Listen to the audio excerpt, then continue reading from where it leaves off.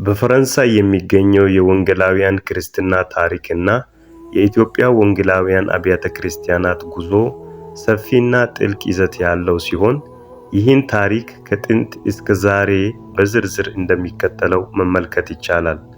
የፈረንሳይ ወንጌላውያን ታሪክ መነሻው በ16ኛው ክፍለ ዘመን አውሮፓን ያናወጠው የፕሮቴስታንት ተሐድሶ ነው።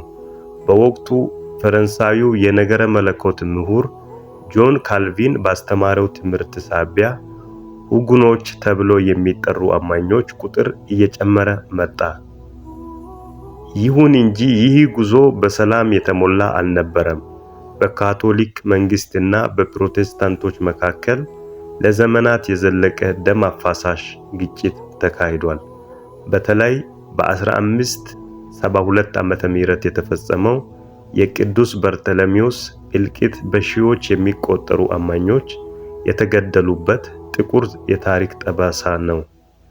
በ1598 ዓመተ ምህረት የናንት አዋጅ ለተወሰነ ጊዜ የሃይማኖት ነጻነት ቢሰጥም በ1685 ዓመተ ምህረት አዋጁ ሲሻር ግን ወንጌላውያን አማኞች በአገሪቱ የመኖር መብታቸውን አጡ። በዚህም ምክንያት እምነታቸውን ለመጠበቅ ሲሉ የበረሃ ቤተክርስቲያን በመመስረት በዋሻዎች በጫካዎች ውስጥ በድብቅ ያመልኩ ነበር። ይህ የታሪክ ምዕራፍ ዛሬ በፈረንሳይ ለሚታየው የወንጌላውያን ጽናት እንደ መንፈሳዊ መሰረት ይቆጠራል።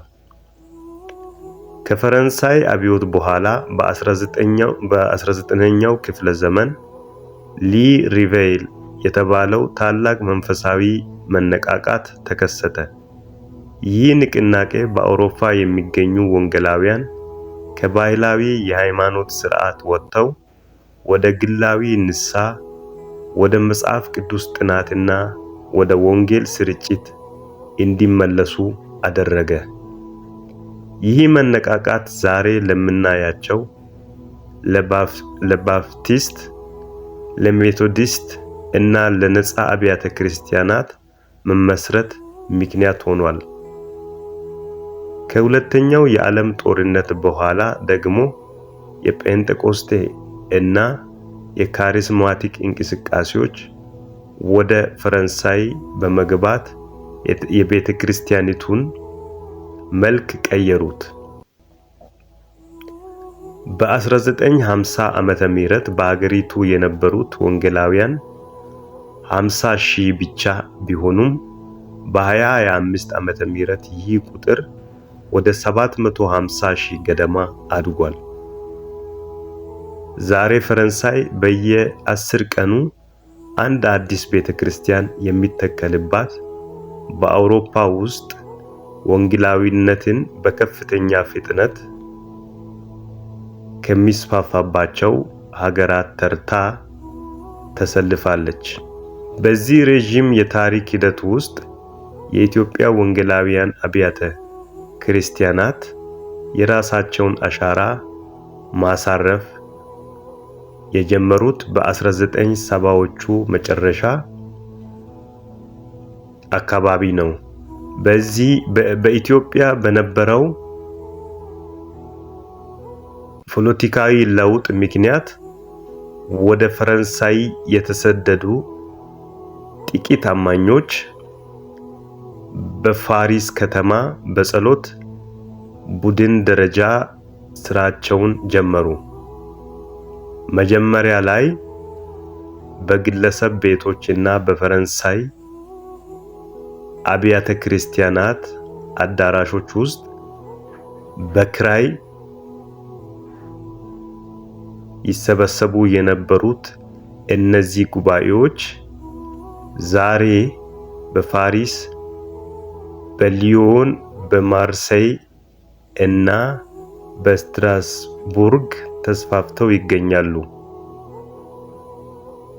እንደ የኢትዮጵያ ወንጌላዊት አብያተ ክርስቲያን በፓሪስ ያሉ አንጋፋ አብያተ ክርስቲያናት መንፈሳዊ አገልግሎትን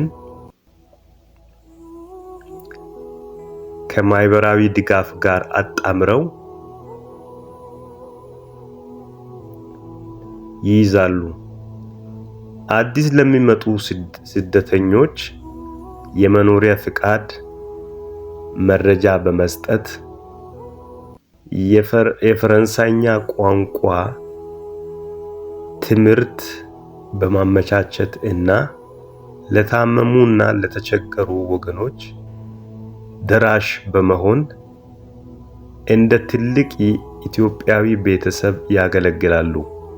በአሁኑ ጊዜ እነዚህ የኢትዮጵያ አብያተ ክርስቲያናት በፈረንሳይ ካለው ጥብቅ የሴኩላሪዝም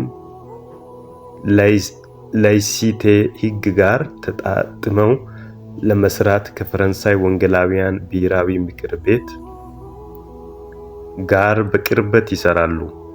ይህም ሕጋዊ ዕውቅና እንዲኖራቸውና የአምልኮ ስፍራዎችን ለማግኘት እንዲረዳቸው አድርጓል። በቤተ ክርስቲያኒቱ ውስጥ የሚካሄደው አምልኮ በዋናነት በአማርኛ ቢሆንም በፈረንሳይ ለተወለዱና ላደጉ ሕፃናት ሲባል የፈረንሳይኛ ቋንቋ ትርጉምና ትምህርት በስፋት ይሰጣል። ይህም እምነቱ ወደ ቀጣዩ ትውልድ እንዲሸጋገር ትልቅ ሚና እየተጫወተ ነው። በአጠቃላይ የፈረንሳይ ወንጌላውያን ታሪክና የኢትዮጵያውያን ተሳትፎ የሚያሳየው ክርስትና በስደት እና በፈተና ውስጥ አልፎ እንዴት የብዙዎችን ሕይወት የሚቀይር ማህበረሰብ መፍጠር እንደቻለ ነው። የዛሬው ዝግጅታችን በፈረንሳይ የክርስትና እድገት ዙሪያ ነበር። ቀጣይ በሌሎች አካባቢዎች ላይ የክርስትና ጉዞ እንዴት እንደሚመስል ሌላ ዝግጅት ይዘን እስክንቀርብ ድረስ መልካም ቆይታ።